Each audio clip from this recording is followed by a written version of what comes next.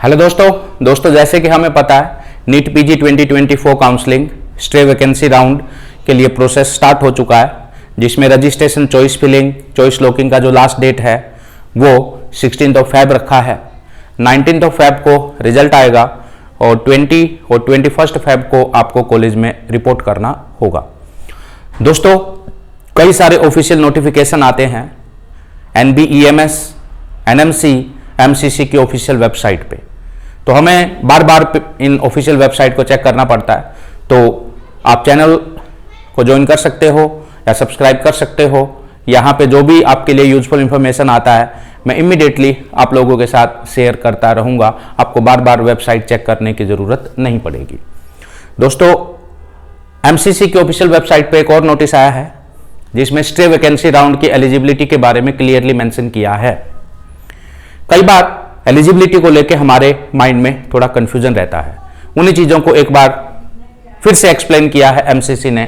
तो इसमें पहला जो पॉइंट है, पहला जो कंडीशन रखा है एलिजिबिलिटी का, वो ये है कि आपके पास स्टेट कोटा से या MCC कोटा से किसी भी राउंड में सीट नहीं होना चाहिए, तभी आप एलिजिबल हैं स्टे वैकेंसी राउंड के लिए।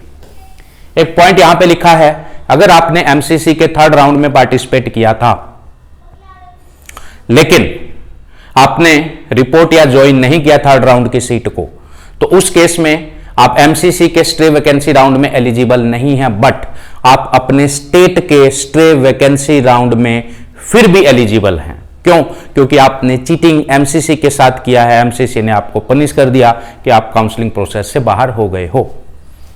एक पॉइंट लिखा है कि वो कैंडिडेट जिन्होंने स्टेट कोटा से सीट ज्वाइन कर लिया है अर्लियर राउंड्स में, पहले वाले राउंड्स में, तो ऐसे कैंडिडेट भी पार्टिसिपेट नहीं कर पाएंगे स्टे वैकेंसी राउंड के लिए।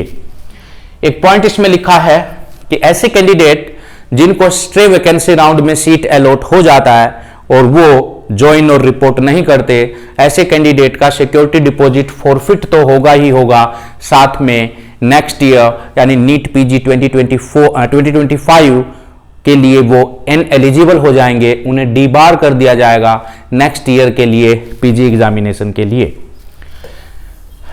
एक और इसमें पॉइंट लिखा है कि ऐसे कैंडिडेट जिन्होंने MCC के राउंड 3rd तक ज्वाइन कर लिया है, ऐसे कैंडिडेट का डाटा स्टेट काउंसलिंग अथॉरिटी के साथ शेयर कर दिया गया है और ऐसे कैंडिडेट को स्टेट कोटा काउंसलिंग में एडमिशन लेने से डीबार कर दिया जाए।